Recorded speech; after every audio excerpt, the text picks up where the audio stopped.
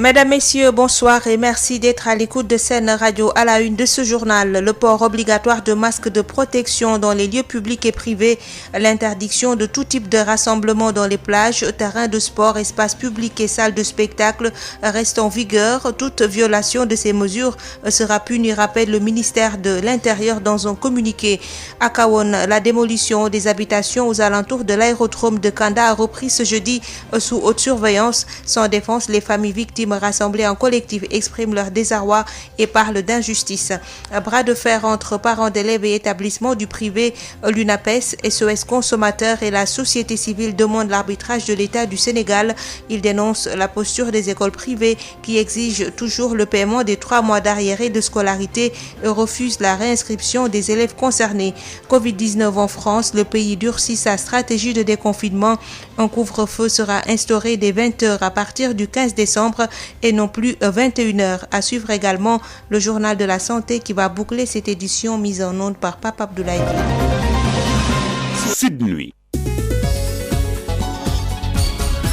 Marie-Rosalie Ndiaye. Afin de limiter la propagation de la pandémie de la Covid-19 et en application des arrêtés 02-40-66 du 5 octobre 2020, le ministère de l'Intérieur tient à rappeler aux populations que les mesures suivantes restent en vigueur. Le port obligatoire de masques de protection dans les lieux publics et privés ci-après, les services de l'administration publique, quel qu'en soit le mode de gestion, les services du secteur privé, les lieux de commerce, les moyens de transport public, l'interdiction de tout type de rassemblement dans les lieux ci-après, les plages, les terrains de sport, les espaces publics, les salles de spectacle.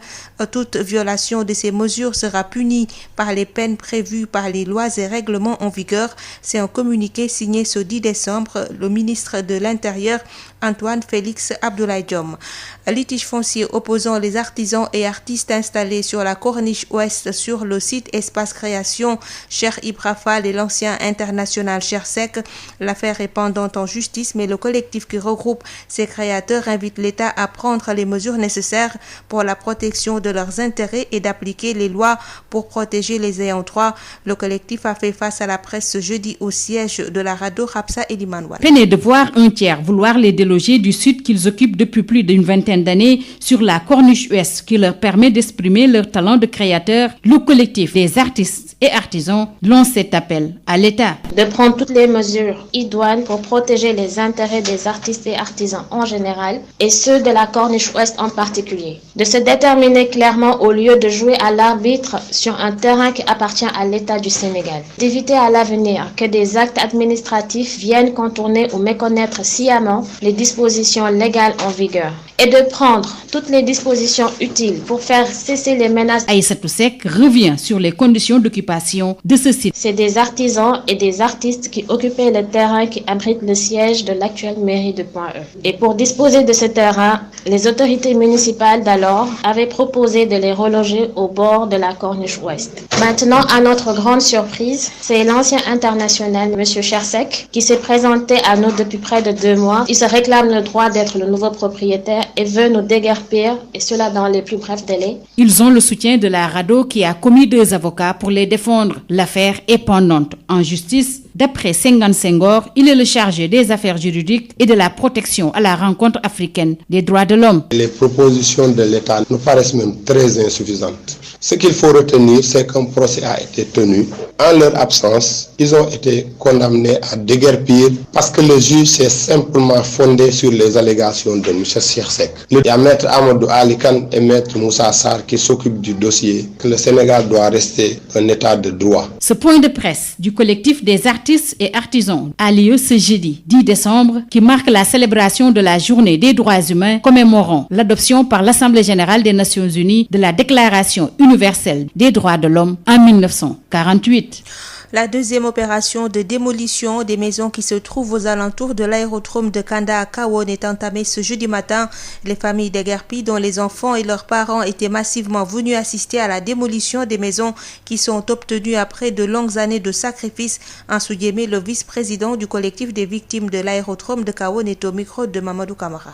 Nous sommes rassemblés ici pour la cause que tout le Sénégal sait. Vous n'êtes pas sans savoir que depuis le premier, nous sommes tous dans nos états parce qu'on est est venu nous donner des sommations qu'on ne peut pas imaginer. Comment se fait-il? Une sommation sans délai. Le 2, la DSCOS nous a convoqués. Dans l'après-midi, le préfet aussi nous a convoqués au stade de Kahone. De là-bas, il nous a demandé de quitter sans délai nos locaux. Le matin de très bonne heure, ils nous ont vraiment fait comme des criminels. Comment se fait-il? Au bonne heure, ils ont coupé l'électricité, l'eau et le téléphone. Du coup, la DSCOS a commencé à faire des démolitions. Ce sont ces démolitions-là qui ne sont pas plu. Nous sommes là, c'est pas où aller. Nous sommes restés à la belle étoile depuis le 1er jusqu'à aujourd'hui. On ne sait pas où amener nos bagages, on ne sait pas vraiment comment faire. Nos enfants vraiment ne sont pas bien encadrés. Comment se fait-il? Un parent d'élève qui devait normalement encadrer la nuit son fils. L'enfant vient, il ne sait pas, il n'a pas de lampe, il n'a rien, alors qu'ils sont tous des enfants du Sénégal comme les autres. Alors comment se fait-il? Ils viennent sans être encadrés. Le lendemain, ils retournent à l'école sans être encadrés, alors qu'ils sont tous des Sénégalais. Nous ne sommes pas du tout vraiment à l'aise dans cette situation-là. Voilà, notre point de vue sur la présence des forces de l'ordre n'est rien d'autre que une déploration. Parce qu'on n'a rien fait, on est là, on est des Sénégalais, comme tous les autres Sénégalais qui sont actuellement en paix. Mais aujourd'hui, nous ne sommes pas en paix. Nous sommes terrorisés, nous sommes victimisés. Vous avez vu leur position là, avec leur armement qui ont l'habitude d'amener au Mali. Alors que nous sommes là avec nos bras seulement. Aucun n'a une pierre, aucun n'a un bâton, aucun n'a un fusil, aucun n'a en tout cas une bouteille d'essence.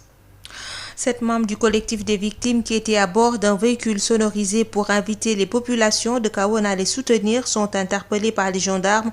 Ils sont en garde à vue dans les locaux de la gendarmerie de Kaolack depuis mercredi. Ce jeudi, ils passeront leur seconde nuit à la gendarmerie. Le collectif des victimes de l'aérodrome de Kahone a saisi un huissier et un pool d'avocats pour entamer une procédure judiciaire. Mamadou Camara. Suite à la démolition des maisons qui se trouvent aux alentours de l'aérodrome de Kanda, 7 membres du collectif des victimes des familles de Guerpi sont en garde à vue depuis ce mercredi dans les locaux de la gendarmerie de Kaolack. Ansou Diémé, le vice-président du collectif des Guerpi de Kanda, s'indigne. Oui, on a déjà commis des poules d'avocats, des huissiers. Ils sont venus en tout cas causer avec nous. Nous sommes dans la bonne voie. C'est le président du collectif des Déguerpi. Il est actuellement dans les locaux de la gendarmerie. Ça nous a fait trop mal. Nous sommes en train de nous organiser en tout cas pour le faire sortir. On a commis un avocat, il est allé en tout cas, il nous a dit d'attendre les moments à venir.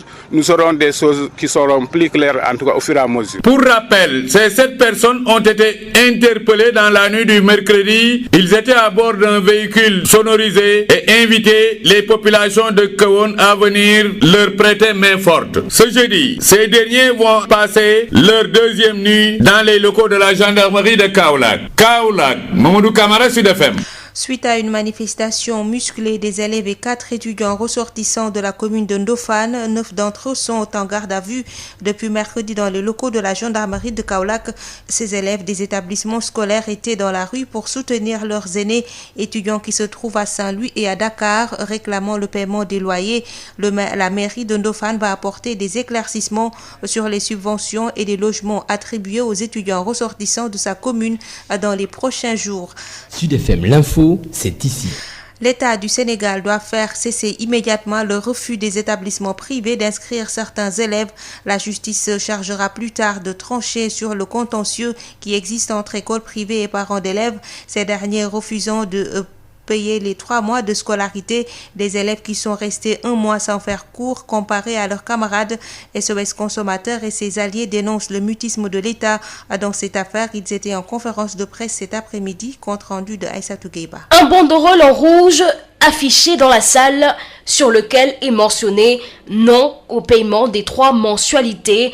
L'UNAPES et SOS Consommateurs, la société civile, les associations des parents d'élèves sont donc déterminés à accompagner les parents d'élèves du privé dans leur bras de fer avec la direction des établissements privés. La tutelle invitée à jouer un rôle d'arbitrage dans ce remue-ménage. Maître Massornekan, président de SOS Consommateurs. Il faut que l'État prenne une mesure d'urgence, c'est-à-dire faire cesser ces refus d'inscription, exiger de ces écoles qu'ils inscrivent les enfants au nom du droit à l'éducation et au nom de leur mission de service public à laquelle ils participent, qu'ils prennent les enfants et qu'ensuite qu'ils continuent à négocier pour réclamer de l'argent, parce que là, à ce moment-là, on prendra tout le temps qu'il faut devant les tribunaux ou devant les instances de l'État pour savoir qui a raison ou qui a tort. Un mois durant lequel ces élèves n'ont pas fait cours, entre rétention de notes, de bulletins et inscriptions non valides, trop de laisser faire. Cette injustice on l'a fait peser sur les parents d'élèves en les faisant chanter, en retenant leur bulletin de notes, en refusant les réinscriptions et en les obligeant à payer indûment, c'est un aveu d'impuissance et c'est une preuve d'irresponsabilité que nous dénonçons. Donc nous dénonçons et les pratiques de ces écoles privées et l'impuissance et l'inaction de l'État face à cela. De plus, ces perturbations notées dans l'apprentissage ne profitent guère aux enfants. Chermo, directeur exécutif de la COSYDEP. Ces perturbations ne profitent pas aux enfants. Qu'on aille au tribunal, qu'on paye ou qu'on ne paye pas, il y a des enfants qui aujourd'hui leur place n'est pas dans la rue, leur place n'est pas à la maison, leur place est à l'école, et il faudrait qu'on puisse sauvegarder cet intérêt supérieur des enfants. Une conférence de presse organisée par SOS Consommateurs et ses alliés après le refus du préfet de Dakar de répondre favorablement à leur demande d'effectuer une marche le 5 décembre dernier. Motif évoqué, les risques liés à la propagation de la pandémie. Vulgarisation de la loi criminalisant le viol, des femmes de Ziguinchor s'engagent à porter celle-ci à la connaissance de toutes les couches de la région. Une quinzaine de sensibilisations a été lancée à Ziguinchor après en présence de la directrice de la famille et de la représentante Afrique de l'Ouest d'ONU Femmes, Ben Michel Kanfoudi. Après le vote de la loi criminalisant le viol, les autorités sénégalaises se lancent dans la vulgarisation de celle-ci. Selon Mme Demfatou Ndiaye, directrice de la famille et de la protection des couches vulnérables, cette loi doit être à la portée de tous. Nous avons traduit la langue en 14 langues, dont les 7 sont parlées au niveau de la région de Ziguinchor, pour que tout le monde en fasse une priorité nationale, c'est-à-dire donc tout le monde est appelé à participer à cette vulgarisation, hommes, femmes, et je veux mettre vraiment l'accent sur les hommes, sur les qui aussi nous comptons beaucoup pour la vulgarisation. Cette vulgarisation, les femmes de la région de Ziguinchor, regroupées autour de la plateforme des femmes pour la paix, comptent en faire leur sacerdoce. Madame Tchamde Marie Diédoué, leur présidente. Les acteurs de la société civile, les guides religieux, les politiques, les administrateurs qu'on a rencontrés se sont engagés à nos côtés pour accompagner la vulgarisation de cette loi. Après que cette loi soit traduite dans nos langues locales, il reste maintenant à la faire connaître.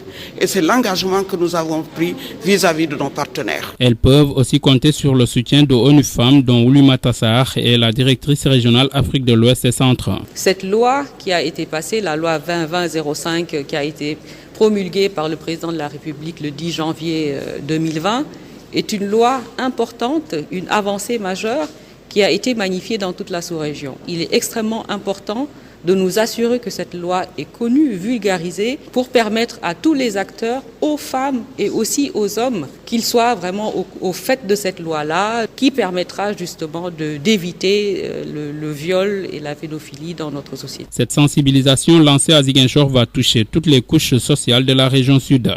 Ben Michel Kanfoudi, Ziguinchor, Sud FM. Et nous reparlons de la situation des droits humains au Sénégal. L'État peut mieux faire selon le chargé des affaires juridiques et de la protection à la RADDHO.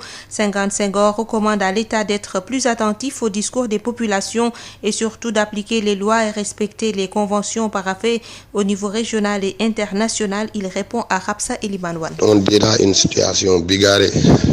Bigarrée, madame, parce que c'est vrai que nous avons noté des points sur un plan positif, mais nous avons aussi noté beaucoup de choses négatives ou en tout cas qu'il faut améliorer. Depuis un an, parce que à l'heure actuelle, l'année passée, nous faisions le bilan. Cette année aussi, nous sommes obligés de le faire. Il y a beaucoup d'efforts à faire sur la question des droits de l'homme. Alors, la période d'ailleurs que nous traversons l'explique, c'est-à-dire la période Covid, que nous avons vécu avec beaucoup de difficultés, où les droits des citoyens ont été massacrés, droits civils et politiques, comme droits économiques, sociaux et culturels. Donc ça, c'est des choses vraiment sur lesquelles l'État devrait faire des efforts. Donc, si vous avez des recommandations à l'endroit de l'État, ce serait quoi? Des recommandations à l'endroit de l'État, c'est d'être plus attentif au discours des populations. C'est aussi d'être plus souple avec les populations, accepter aussi d'appliquer les lois et respecter les conventions que l'État du Sénégal a signées. Parce que tout ce que je suis en train de dire sur droits civils et politiques, socio-économiques, culturels, c'est des conventions, des pactes dont l'État est signataire depuis très longtemps, mais dont l'application fait défaut. Remise des mélanges au professeur Ndiaw Diouf, agrégé de droit et vice-président du Conseil constitutionnel. Une cérémonie d'hommage et de témoignage sur la vie et l'œuvre de l'éminent professeur. Les contributions dans ses livres ont tourné autour du droit et de l'intégration sous-régionale. Amadou Moustapha Dia. Une cérémonie d'hommage et de remise de mélange fort émouvant. En effet, les orateurs témoins n'ont pas tari d'éloges à l'endroit du dédicataire, le professeur Ndiaw Diouf, agrégé des facultés de droit, professeur titulaire de classe exceptionnelle à l'université Cheikh Anta Diop et vice-président du Conseil constitutionnel du Sénégal. Professeur, vous n'êtes certes pas un hommage. Sous votre sillage, je suis parvenu au rivage. Merci professeur, merci, encore merci. Le professeur Charles Mba Awono, président du comité droit privé au CAMES. J'ai rencontré les études réalisées par le doyen Ndiaw Diouf sur le droit Ouada naissant. Je ne le connaissais pas encore physiquement. Je l'ai connu à travers ses travaux de recherche. Le quatrième temps est le concours d'agrégation. Le professeur Ndiaw Diouf est désigné président du jury du concours d'agrégation. Le magistrat Demba Kandji, ministre conseiller juridique du président de la République et ami de longue date du dédicataire. Mais vous m'avez marché sur la langue. Vous m'avez empêché de me faire entendre parce que je cherche mes mots, je ne sais plus quoi dire. Chaque fois que je sors le mot, je me dis, le professeur Djekbelou l'a dit. Pour le professeur Jacques Mestre, ces mélanges doivent être vus comme un nouveau départ. Il ne faut pas du tout concevoir les mélanges comme la fin d'une carrière ou la reconnaissance définitive des mérites que l'on a eus. Il faut les percevoir comme un point de départ. Les mélanges juridiques, qui sont les ouvrages dédiés à une personnalité du droit regroupant des articles et contributions rédigées par d'éminents auteurs juridiques, sont une sorte de témoignage écrit et qui se mérite, et le professeur Ndiaw Diouf en est bien conscient. De l'éternité, vous me faites don en m'offrant ces mélanges. À la perpétuité, je m'exalte de chaque mot et m'exulte de chaque théorie dans le panthéon juridique africain. Merci. Pour sa part, le ministre conseiller Ismaël Madior Fall, qui a présidé la cérémonie, formulera ses prières. Voudrais-je prier pour vous que le bon Dieu vous accorde une excellente santé, une longue vie, afin que vous puissiez encore rester disponible pour l'université, parce qu'on a encore besoin de vous. Les enseignants de ma génération voudraient avoir les mélanges de cette envergure. Aussi, je voudrais prier pour que le bon Dieu nous aide à vous ressembler. Le professeur Ndiaw Diouf, vice-président du Conseil constitutionnel, s'est également prononcé en marge de la cérémonie sur le processus d'intégration du droit africain, mais aussi sur la loi sur le parrainage. Il estime en revanche que son droit de réserve l'empêche d'évoquer le contentieux électoral. Le voici au micro d'Amadou Moustapha Dia. L'intégration a une autre dimension, c'est la réception en droit interne des règles qui sont produites par les organisations d'intégration. Par exemple, l'OHADA produit des normes qui vont s'appliquer au Sénégal, comme elles vont s'appliquer dans tous les autres pays membres. Et le juge sénégalais doit appliquer ces normes-là. Donc le juge sénégalais n'applique plus seulement les normes adoptées par le Sénégal, par exemple par l'Assemblée nationale. Il va être obligé d'appliquer les normes produites par ces organisations. Voilà un peu pourquoi je me suis dit on peut trouver un lien entre justice et intégration. Et cette intégration... Est-ce qu'elle est parachevée actuellement? Pas vraiment. C'est un phénomène en perpétuel mouvement. Il y a toujours des réticences, des réserves. Il faut que les États s'engagent davantage pour que ce phénomène puisse aboutir, permettre d'atteindre les objectifs que les États se sont fixés. Au moment maintenant, c'est un débat donc contentieux électoral. Vous êtes justement donc au niveau du Conseil. Sur cette question, je suis tenu par l'obligation de réserve. Vous savez que les membres du Conseil constitutionnel évitent de parler publiquement des questions qui sont pendantes devant le Conseil constitutionnel ou qui peuvent être soumises au Conseil constitutionnel. Ça, c'est une règle absolue. Interdiction de parler de questions qui sont jugées par le Conseil constitutionnel actuellement ou qui peuvent être jugées par le Conseil constitutionnel. Parce qu'il y a ce qu'on appelle le secret des délibérations. Et si on parle d'une question, on viole le secret des délibérations parce que les gens peuvent savoir ce que moi, je pourrais adopter comme position lorsqu'il y a une délibération. Donc, je vous en prie. Le parrainage passé, le système de parrainage qui est déjà nous. Oui. En tant que praticien, qu'est-ce que vous en pensez? Est-ce qu'on doit même le conduire dans les situations qui viennent? Le juge n'a pas à juger la loi, il l'applique. Il y a une loi qui prévoit le parrainage pour permettre une sélection des candidatures. Le Conseil constitutionnel a fait tout ce qui était en son pouvoir pour appliquer sa loi dans toute sa rigueur et en toute transparence. Parce que vous avez pu le constater, des personnalités indépendantes qui sont compétentes en matière juridique, en matière constitutionnelle, en matière électorale étaient invitées pour assister aux sessions au cours desquelles le Conseil constitutionnel vérifiait les parrainages. Et je crois que tout s'est passé dans les règles de l'art. La ville de Saint-Louis a abrité ce jeudi une journée de mobilisation sociale à l'endroit des femmes et des jeunes pour une meilleure gouvernance inclusive. Le but était d'échanger sur les voies et moyens de favoriser leur participation aux instances de décision. La rencontre fut organisée par le consortium d'ONG, ONG 3D, RAES et Equipop dans le cadre de leur projet dénommé Bruit de tambour. Les détails avec Yves Tendeng. Promouvoir une gouvernance inclusive en faveur de la participation des femmes et des jeunes à la vie citoyenne et à la prise de décision, tel est l'objectif visé à travers cette journée de mobilisation sociale initiée par le consortium d'ONG, à savoir l'ONG 3D, le RAES et l'Equipop. Albert Pontare-Kali est chargé de programme au niveau de l'ONG 3D. C'est un programme qui visait à élaborer des actions communautaires en faveur des communautés pour permettre à ces femmes et ces jeunes qui sont très souvent délaissés, qui sont très souvent, voire peu ou pas représentés dans les sphères de décision, pour qu'ils aient leur mot à dire par rapport au blocage qui les empêche d'être présents dans les sphères de décision. C'est ainsi que plusieurs activités furent élaborées dans le cadre de la mise en œuvre de ce projet dénommé Bruit de tambour. Le programme a élaboré différentes activités comme les dialogues citoyens, des dialogues citoyens qui nous ont permis de faire le tour de 22 quartiers de Saint-Louis, qui nous a permis d'avoir les réactions de ces jeunes-là, de ces femmes, par rapport à ces blocages. Et le responsable du projet Bruit de tambour au sein de l'ONG RAES, en l'occurrence Cyril Nkone, de poursuivre en listant leurs activités. Nous avons créé dans le cadre de ce projet 2 productions audiovisuelles, la série télé Ouara, ainsi que le feuilleton radiophonique Djanké, qui a été diffusé sur les ondes de plusieurs radios locales et régionales de Saint-Louis. Nous sommes parvenus à réunir les jeunes et les femmes des communautés saint-louisiennes pour leur donner la parole sur des sujets sur lesquels on les entend très peu. La gouvernance, la démocratie, la représentativité des instances, bref, comment s'affairer à la gestion de la cité. Des activités qui visent une meilleure représentativité des femmes et des jeunes dans les instances de décision du pays. Saint-Louis, Yves Tendeng, Sud FM. Sud FM vous transporte partout au Sénégal et dans le monde. Sud International. L'Assemblée nationale de la République démocratique du Congo a voté ce jeudi soir en faveur de la destitution de sa présidente pro-Kabila, étape cruciale dans l'offensive du président Félix Tshisekedi pour renverser la majorité parlementaire fidèle à son prédécesseur Joseph Kabila. Les députés ont voté pour la déchéance de leur présidente pro-Kabila, Janine Mabunda, par 281 voix contre 200 voix pour son maintien au perchoir avec une abstention et un bulletin nul. Jusqu'à présent, les partisans de Joseph Kabila revendiquait une majorité de plus de 300 députés sur 500 depuis les élections législatives du 30 décembre 2018. En France, le Premier ministre Jean Castex a indiqué ce jeudi que le nombre important d'infections quotidiennes au-dessus de 10 000 avait conduit les autorités à durcir les mesures envisagées par Emmanuel Macron dans sa dernière allocution télévisée il y a 2 semaines. Il y a donc indiqué qu'un couvre-feu serait instauré dès 20h à partir du 15 décembre et non plus 21h. Il s'appliquera aussi lors du réveillon du 31 décembre.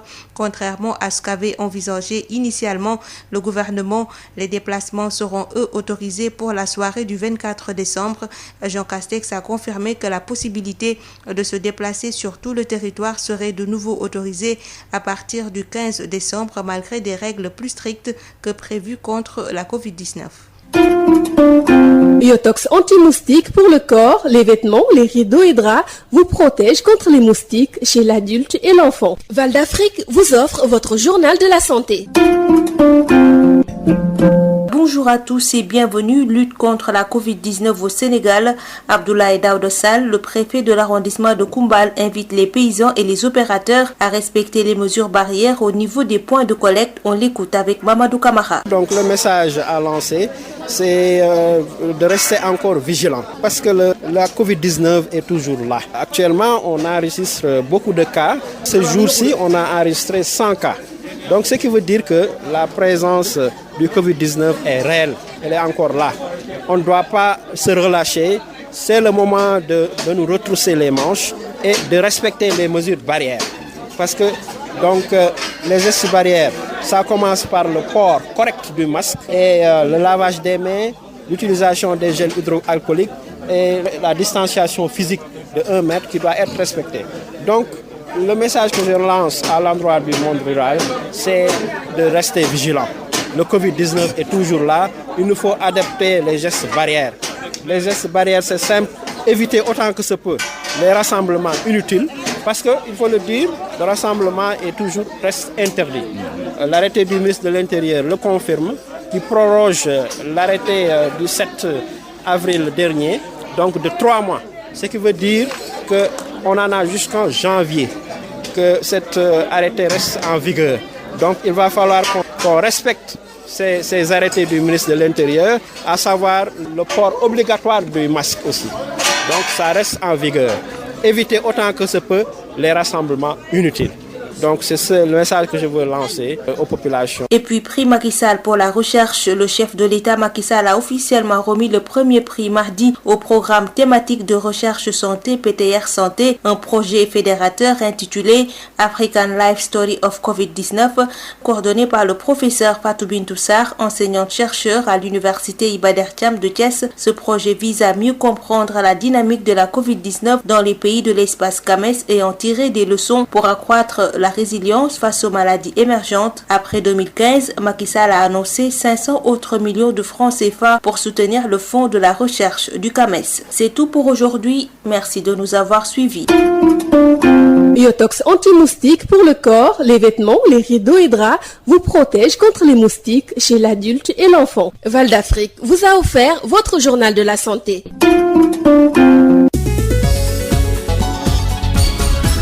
Marie-Rosalie Ndiaye. Mesdames, Messieurs, c'est la fin de cette édition. Je vous rappelle les principaux titres développés. Le port obligatoire de masques de protection dans les lieux publics et privés. L'interdiction de tout type de rassemblement dans les plages, terrains de sport, espaces publics et salles de spectacle reste en vigueur. Toute violation de ces mesures sera punie, rappelle le ministère de l'Intérieur dans un communiqué. À Kahone, la démolition des habitations aux alentours de l'aérodrome de Kanda a repris ce jeudi sous haute surveillance. Sans défense, les familles victimes rassemblées en collectif expriment leur désarroi et parlent d'injustice. Bras de fer entre parents d'élèves et établissements du privé, l'UNAPES, SOS Consommateurs et la société civile demandent l'arbitrage de l'État du Sénégal. Ils dénoncent la posture des écoles privées qui exigent toujours le paiement des 3 mois d'arriérés de scolarité et refusent la réinscription des élèves concernés. L'actualité internationale et InfoSanté ont complété cette édition mise en onde par Pape Abdoulaye Dieye. Merci de nous avoir suivis. Tout de suite, votre chronique Sud Nutrition qui sera suivie de l'émission Al Bidaya en compagnie des Oustaz Alioune Sall et Oustaz Mbaké Sylla.